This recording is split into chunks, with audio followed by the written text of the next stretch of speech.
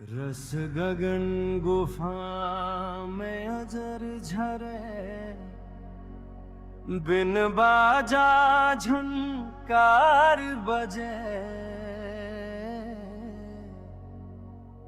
जहां समझ परे जब ध्यान धरे। रस गगन गुफा में अजर झरे, बिन बाजा झनकार बजे, रस गगन गुफा में अजर झरे, बिन बाजा झनकार बजे, बिना ताल जहां कंवल फुलाने, ते ही चढ़ हंसा केली करे, बिना ताल जहां कंवल फुलाने, ते ही चढ़ हंसा केली करे। प्रेमी सज्जनों, महात्मा तथा भाइयों, आश्रम के स्वयंसेवक, स्वयंसेविकाओं, मानव सेवा दल के सभी जो हमारे स्वयंसेवक हैं और दूर दूर से आए हुए प्रेमी भक्तगण, आज हम श्री गुरु महाराज जी के 125वीं जयंती मना रहे हैं।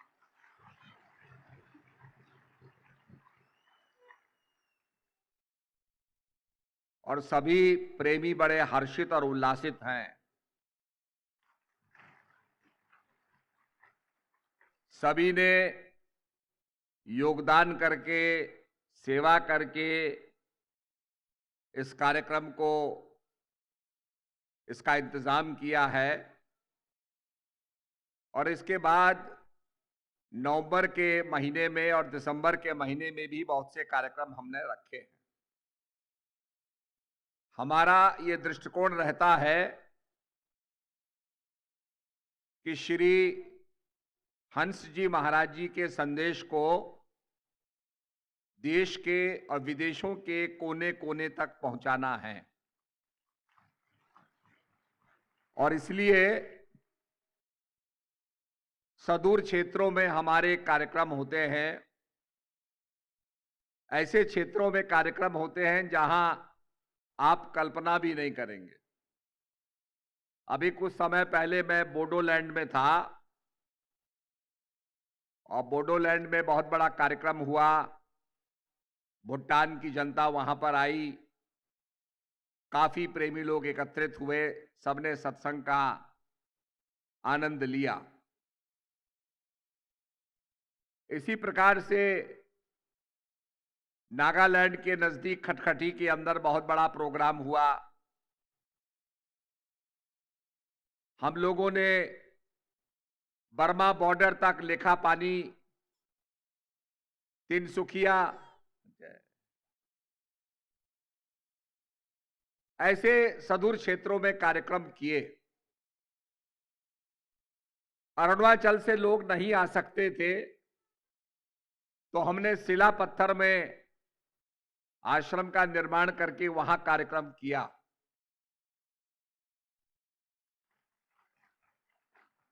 और साउथ में, गुजरात में, बंगाल की तरफ हमारे कार्यक्रम होते ही रहते हैं। अब बिहार में बहुत बड़ा कार्यक्रम करने जा रहे हैं। तो श्री महाराज जी का जो संदेश है वो जन जन तक पहुंचे, इसका प्रयास, इसमें जो योगदान है, जैसे यज्ञ में हम आहुति देते हैं, ऐसे इस ज्ञान यज्ञ में भी हमारी आहुति पड़नी चाहिए प्रत्येक प्रेमी की।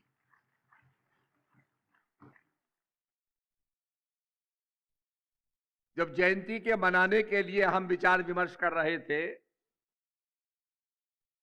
तो मेरे मन में था कि 1951 में श्री महाराज जी ने हंसा देश को शुरू किया था, तो उसके पुराने संस्करण अब मिल नहीं रहे हैं। बड़ी मुश्किल से इकट्ठे किए गए, हमारी कुछ ऑफिस कॉपी थी।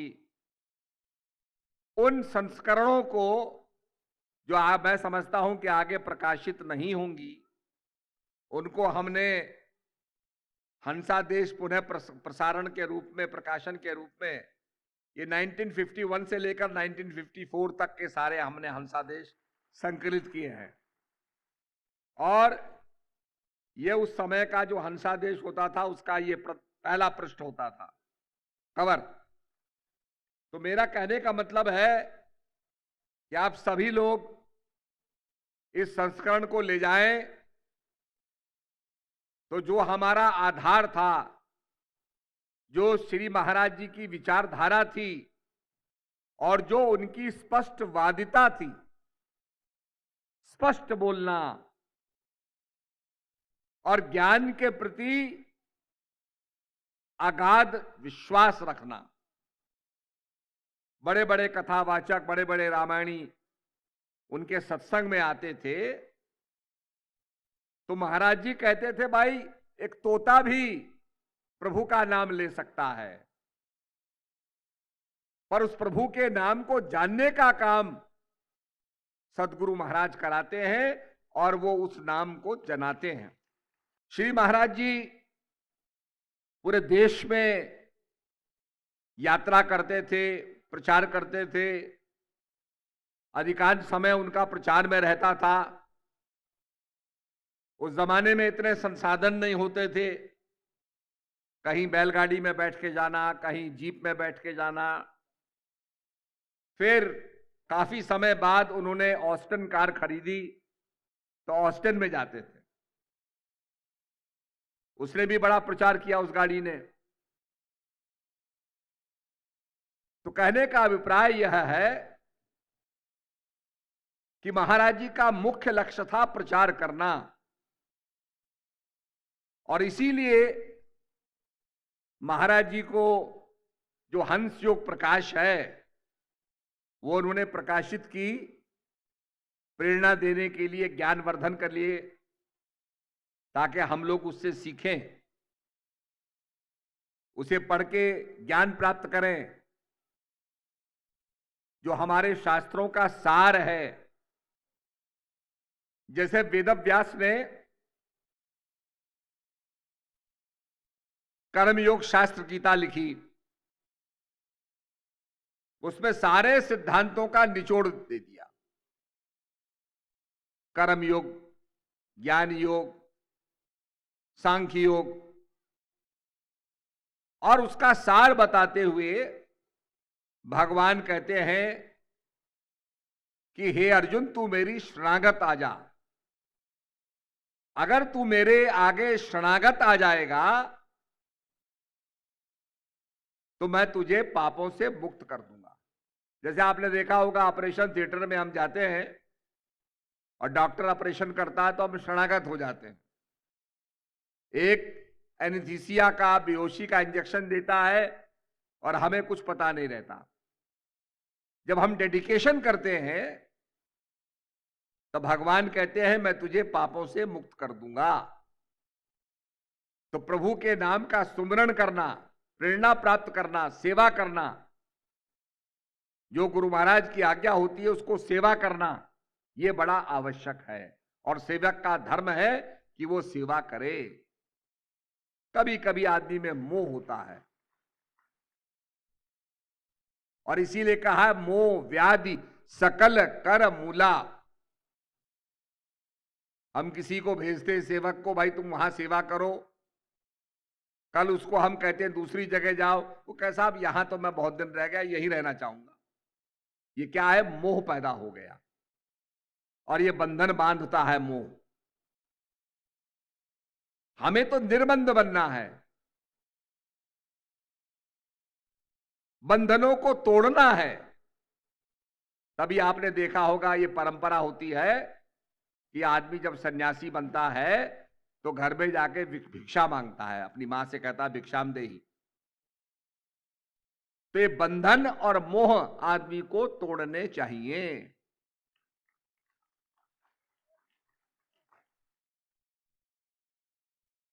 तो महाराज जी ने कई सम्मेलन किए। जब हाइड्रोजन बम का विस्फोट हुआ, न्यूक्लियर बम का एक्सप्लोजन हुआ, तो महाराज जी ने उस समय कहा भाई ये तो अणु बम का विस्फोट कर दिया, इसलिए एंटीडोट टू न्यूक्लियर बॉम्ब, इसका समाधान क्या है, कैसे बचेंगे हम। अभी आप देख रहे हैं किस प्रकार से न्यूक्लियर टेस्टिंग हो रही है। हर देश ने कहा साहब हम न्यूक्लियर टेस्टिंग करेंगे। इस लड़ाई में सब लोग आगे बढ़ रहे हैं। हर देश न्यूक्लियर टेस्टिंग में लगा हुआ है कि हमारी टेक्नोलॉजी जो पुरानी हो गई है उसको अपडेट कर लें, कहीं ऐसा ना हो कि हमारे बम काम ना करें।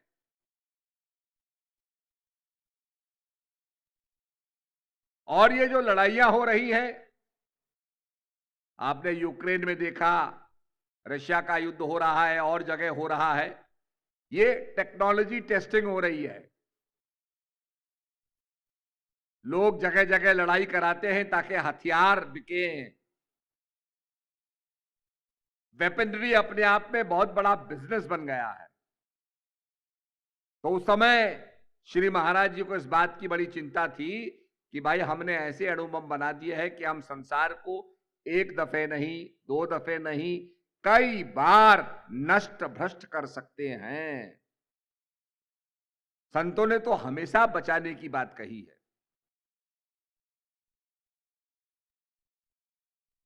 आग लगी आकाश में, झड़झड़ पड़े अंगार, संत ना होते जगत में तो जल मरता संसार। तो संतों ने तो संसार को बचाने की बात कही है। तो आज ज्ञान का प्रचार, मुझे याद है ज्ञान के प्रचार के लिए पहले लोग हंसादेश ले जाते थे, 2-4 कॉपी हंसादेश की रखते थे। प्रेमी लोग सत्संग सुनते थे तो सत्संग सुन के बहुत सी बातें उनको समझ में आ जाती थी। और गांव में लोग कहते थे भाई हंसा देश वाले आ गए हैं, अब इनके आगे तुम जीत नहीं सकते हो।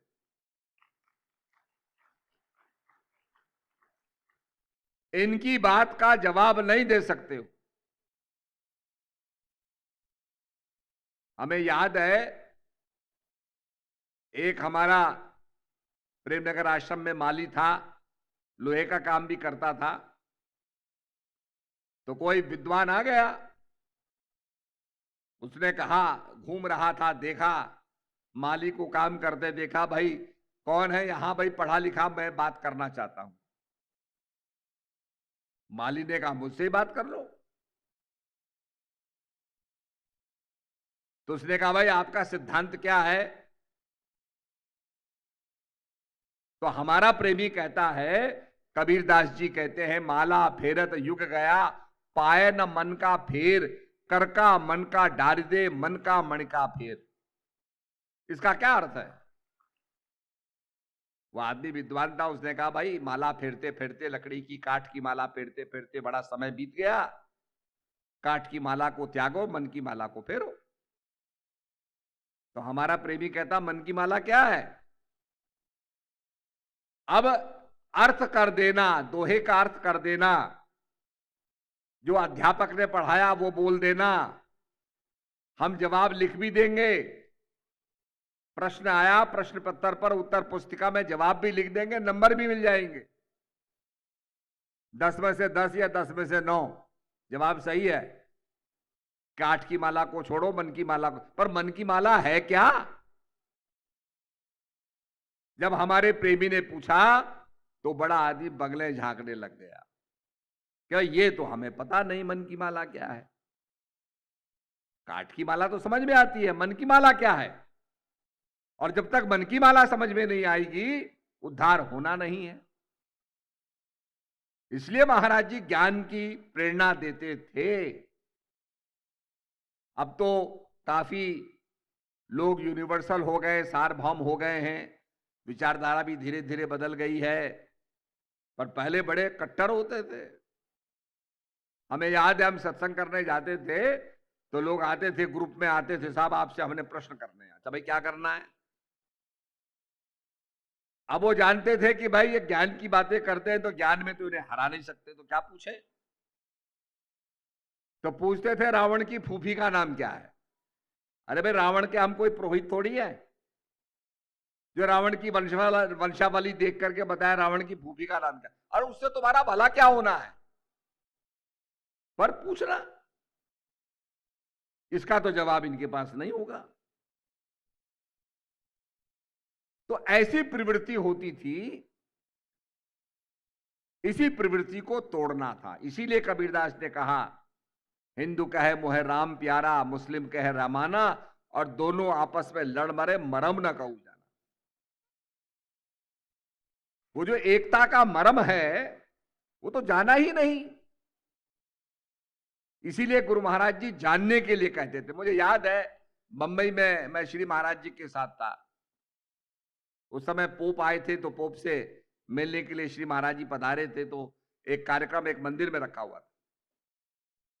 तो महाराज जी बड़ी स्पष्टता से सुना रहे हैं कि भगवान क्या कहते हैं, हे अर्जुन, इन आंखों से तू मुझे देख नहीं सकता है, पर दुनिया क्या कर रही है, मंदिर में जाके आंखों से ही देख रही है।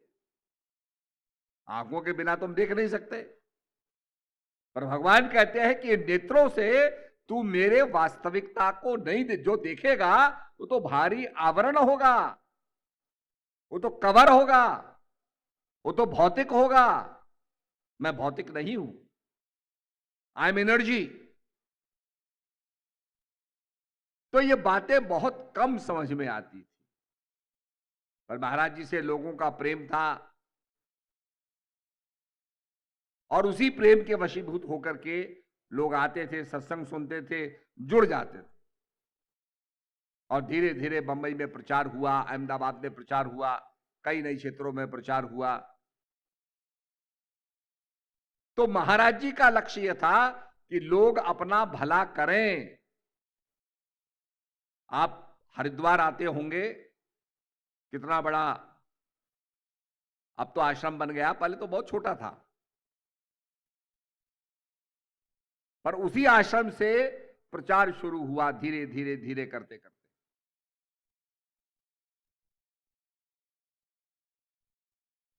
तो वो जो भावना, लोगों के ज्ञान देने की भावना थी कि हम किसी का ज्ञान देकर के भला करें, सत्संग में लगाएं, ये अपने आप में अंगीकार करना वाला भाव है, उसको अपनाने वाला भाव है कि हमारे अंदर यो भाव हो। अगर किसी को हम अच्छे रास्ते पर चलाएंगे, उसका निश्चित रूप में पुण्य लाभ मिलेगा। हम लोगों ने पदयात्रा की, बद्रीनाथ से लेकर दिल्ली तक पदयात्रा की, 1 महीना 4 दिन की पदयात्रा थी। तो मैं अभी,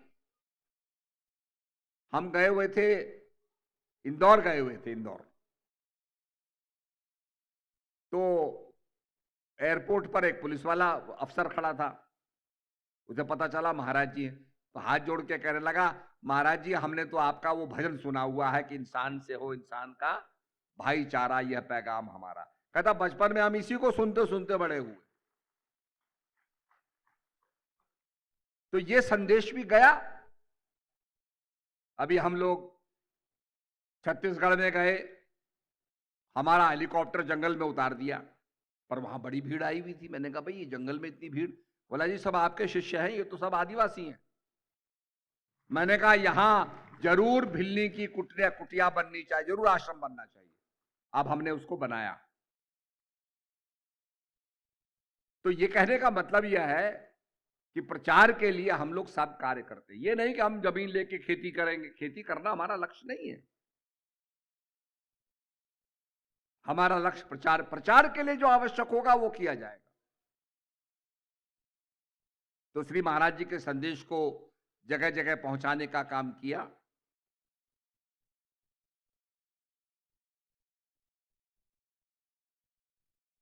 और जो भारत की संस्कृति, प्राचीन संस्कृति थी, Indus valley civilization, Harappa civilisation,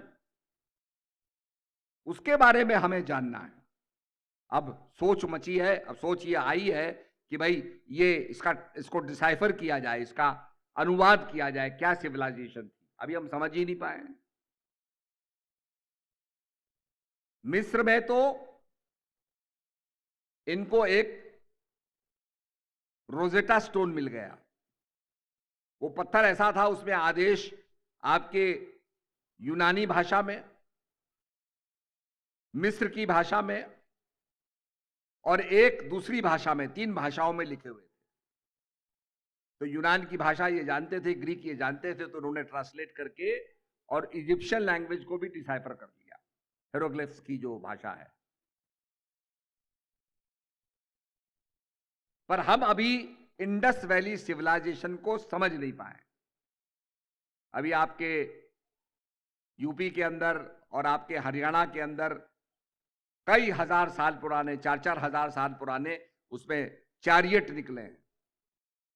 हमें तो पढ़ाया गया कि साहब घोड़े कहां से आए, कि जब आर्य आए एशिया से तब वो घोड़े लाए, भारत में घोड़े नहीं थे। और वहां 4000 पहले वो रथ निकल रहे हैं, तो आखिर घोड़े होंगे तभी तो रथ बना होगा। इतनी प्राचीन हमारी संस्कृति थी, उसे भुला दिया गया। तो इसलिए जो भारत का गौरव है, इसको प्रतिष्ठित करना है। एक समय नालंदा ऐसा विश्वविद्यालय था, बख्तियार खिलजी बीमार हुआ, वहां गया, किसी ने कहा ये नालंदा के जो यहां पर आयुर्वेदाचार्य हैं आपका इलाज कर सकते हैं। उसने बुलाया, उसने कहा मेरा इलाज करो पर एक शर्त है, तुम्हारी दवाई मैं नहीं खाऊंगा। मैंने कहा ठीक है, हम दवाई नहीं देंगे, पर आपको एक कुरान देंगे और ये रोज कुरान आपको पढ़नी है। उसने कुरान ले ली, रोज पढ़ता था वो 10-10 पन्ने। ठीक हो गया, ठीक हो गया। उसने उनको बुलाया कि तुमने मुझे दवाई नहीं दी और तुमने मुझे ठीक कर दिया, कैसे किया? अब बेचारे वो सीधे साधे लोग थे, उन्हें कहा जी आपको जो कुरान दी उस कुरान के पन्नों में हमने दवाई लगा दी। तो आप जब पलटते थे और उसको मुंह में लगाते थे और पलटते थे तो आपके मुंह में वो दवाई जाती थी, आप ठीक हो गए। उसने कहा ये लोग इतने बुद्धिमान हैं तो इनको तो मारो। और उसने कत्लेआम कर दिया। 6 महीने तक वहां की लाइब्रेरी जलती रही और सारे नालंदा को निस्त नाबूद कर दिया, भारत के ज्ञान को समाप्त कर दिया। तो फिर से हमें भारत को विश्व गुरु बनाना है, इसके लिए सबको अपना अपना योगदान देना होगा। आज भी आप देखो, सब लोग विदेशों में योगा करते हैं। योगा कोई धर्म नहीं है, धर्म से ऊपर है। माइंड को कंसंट्रेट करने के लिए चित्तवृत्ति निर्दोष योगा, योग का प्रचार हो रहा है। तो वैसे ही योग के मामले में, ज्ञान के मामले में, फिलॉसफी के मामले में भारत आगे है। तो ये सब बातें निश्चित रूप में हमें आगे बढ़ाती हैं और निश्चित रूप में हमारा नेतृत्व देश को आगे ले जा रहा है। तो ये बड़े गौरव की बात है। तो मैं ये कहना चाहूंगा कि हम ज्ञान का प्रचार करें और ज्ञान के प्रति विश्वास,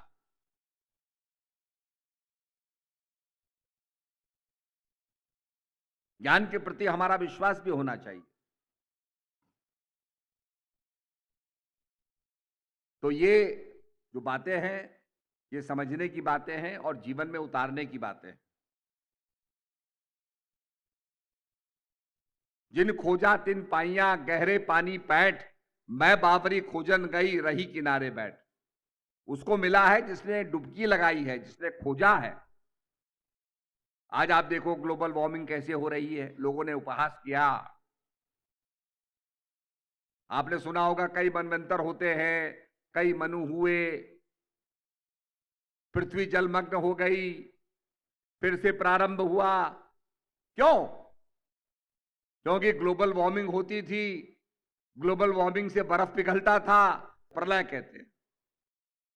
कई बार प्रलय हुई, कई बार सृष्टि बनी, ये हमारे शास्त्र बताते हैं। और इसीलिए कहा जब जब होए धर्म की हानि, बाढ़ही असुर अधम अभिमानी, तब तब प्रभुधर मनुज शरीरा, हरे कृपा रथी सज्जन पीरा। जब जब होए धर्म की हानि, जब धर्म की हानि हो, डिक्लाइन हो, हम ही अपने जीवन में धर्म को नहीं अपनाएंगे तो धर्म की हानि होगी। ज्ञान को तो हमने अपनाना है, ज्ञान को आत्मसात करना है। तो जब जब होए धर्म की हानि, बाढ़ही असुर। अब देखो आदमी आदमी को मार रहा है, कत्लेआम कर रहा है, बाढ़ही असुर अधम अभिमानी। तब ऐसे समय में पॉजिटिव शक्ति आती है, बचाने वाली ताकत आती है।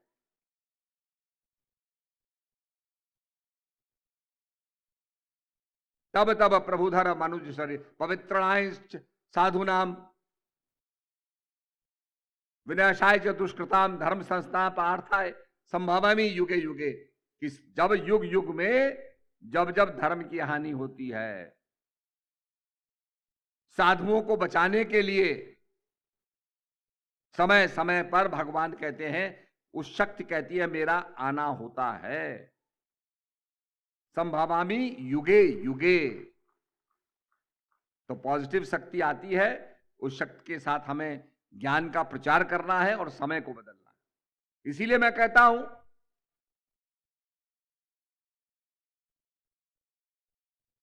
कि स्वर्णिम काल के लिए हमें आसमान को नहीं बदलना, धरती को नहीं बदलना, हमने आदमी के मन को बदलना है। अब यहां सभी सेवक हैं, सेवा करने आए हैं, तो आप उसका परिणाम देखो, शांति है। आज इस आश्रम के अंदर कितनी शांति है। और ये तो वो स्थान है जहां पांडव लोग रहते थे, पांडवों का स्थान था। ये गुरुग्राम जो है, गुड़गावा, वो द्रोणाचार्य का स्थान था, गुरुग्राम का स्थान था।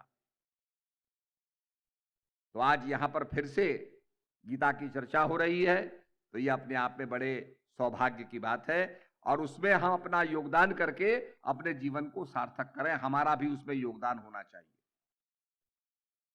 ये बत्ती जल रही है, मेन कनेक्शन से लाइनें जा रही हैं, लाइनें प्रत्येक बल्ब के अंदर जा रही हैं, बल्ब को जला रही हैं। ये सारा सिस्टम कनेक्टेड है। ये लाउडस्पीकर चल रहे हैं, माइक चल रहा है, लाइटें चल रही हैं, वीडियो चल रहा है, ये सब एनर्जी से कनेक्टेड है। तो अपने आप को कनेक्ट करना होगा, जोड़ना होगा। मोबाइल फोन पे तभी बात होगी जब आप कनेक्टेड होगा, डिस्कनेक्टेड हो गए तो बात नहीं हो सकती। डिस्कनेक्टेड हो गए तो बत्ती नहीं जलेगी, आप अंधेरा ही का अंधेरा रहेगा।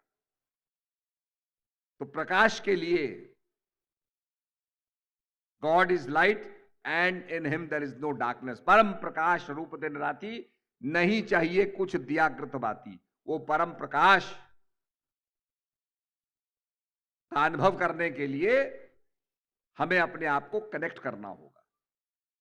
बाई महात्मा आए हुए हैं गुजरात से, तो कई सालों के बाद बाई महात्मा आए हुए हैं।